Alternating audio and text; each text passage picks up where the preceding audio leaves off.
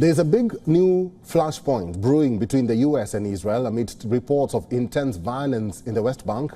The Biden administration is slated to impose sanctions against the IDF's Netzah Yehuda battalion for alleged human rights abuses directed towards the Palestinians in the West Bank.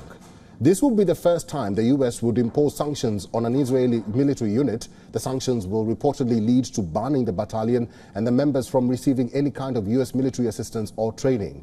The report drew a sharp response from Israel. Prime Minister Benjamin Netanyahu has hit out against the sanctions plan, saying he has been pushing against the move in talks with American leaders. אני אגן בחירוף נפש על צה"ל, על הצבא שלנו ועל הלוחמים שלנו. אם מישהו חושב שהוא יוכל להטיל סנקציות על יחידה בצה"ל, אני אלחם בזה בכל כוחותיי. כפי שהחיילים שלנו מאוחדים להגן עלינו בשדה הקרב, אנחנו מאוחדים להגן עליהם בשדה המדיני. יחד נלחם, ובעזרת השם, יחד ננצח. War Cabinet member Benny Gantz said, and I quote, "We have great respect for our American friends, but imposing sanctions on the unit is a dangerous precedent and sends the wrong message to our shared enemies at a time of war." The sanctions come after growing violence by Israeli troops in the West Bank. 37 Palestinians have been killed and 68 others have been injured in the past 24 hours.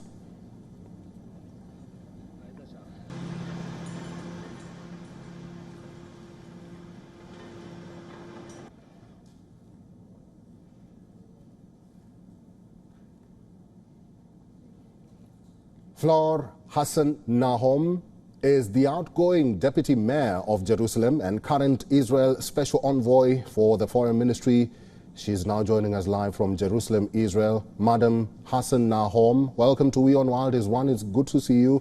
Israel has rebuked plans by the US to sanction the IDF's, what they're calling IDF's Netzah Yehuda battalion over what the Americans claim are serious human rights violations in the West Bank. I want to know from you, why is Israel so outraged by this move, if at all the Americans have evidence or proof that indeed human rights abuses were committed? Well, it just makes no sense and is completely unprecedented, and I'll tell you why. If our own army, we're living in a democracy, we're living in a very robust democracy with a very robust judicial system, and our army has a very robust internal investigation units. If we weren't one of those armies, if we didn't have our own internal investigation units, it would make sense. But we do. We investigate any allegations, we deal with them. There have been many soldiers that we've sanctioned, put in jail, and so it makes no sense, and it almost feels a little bit paternalistic and colonialistic to be involving themselves within our own internal investigation procedures. Madam Nahom, Israeli Prime Minister Benjamin Netanyahu has been saying that their aim is to eliminate Hamas in Gaza. But if you focus on the West Bank, it's more of a reflection of what's happening in Gaza.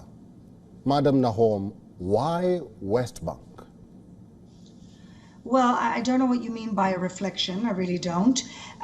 Judea and Samaria, as we call the West Bank, unfortunately, has got a lot of Hamas members as well. In fact, Fatah, the Palestinian Authority, which is the ruling authority, normally actually coordinates with Israel to get rid of the Hamas terrorists that exist within their authority, within their autonomous authority. And we've been, for many years working together in order to curb the incidence of terrorism. It is used as a terrorist base by Hamas and by many other fringe terrorist organizations. And you have to understand, Judea and Samaria, I live in Jerusalem, of course, is 2 kilometers from where we all live. So we have to be very vigilant in order to live safe lives in our public spaces here. All right, there's a lot of hue and cry following the passing of the $95 billion military package by Congress in the US. Hamas leadership says that it will enhance the IDF to commit more atrocities in Gaza. I know that the Israeli Prime Minister has said and has welcomed this move. What's your reaction? Well, first of all, the majority of that aid package is going to defensive technologies, just like we last Saturday night were attacked in an unprecedented attack by another sovereign country to a sovereign country, 350 missiles that could have destroyed the country and caused great carnage. Most of that anti-aircraft weaponry was defensive.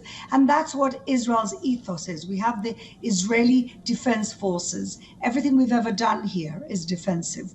We've wanted many, many occasions to make peace with the Palestinians, to help them usher in autonomy and a new state. And at every single juncture, they have always chosen terrorism and war rather than creating their own state. Because the bottom line is that the problem of this conflict is not that there isn't a Palestinian state.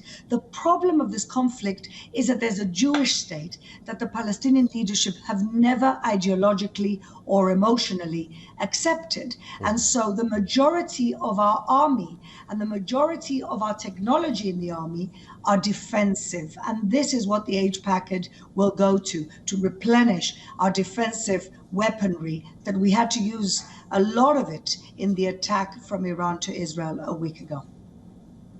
Madam Nahom, allow me to go back to my first and initial question. What if the US sanctions this IDF unit? What will happen next? Well, I hope it doesn't happen, mainly because it sets up a bad precedence for the Americans as well. So imagine if they set a global precedent that any country can sanction a particular army unit, and somebody does it against the Navy SEALs of the United States. It's a little bit ludicrous, I believe, and I hope it doesn't happen. I hope they see sense. All right, I've been talking to Madam Flor Hassan Nahom, who is the outgoing Deputy Mayor of Jerusalem and current Israel Special Envoy for the Foreign Ministry. Madam Nahom, thank you very much for talking to us today. Thank you. For all the latest news, download the WION app and subscribe to our YouTube channel.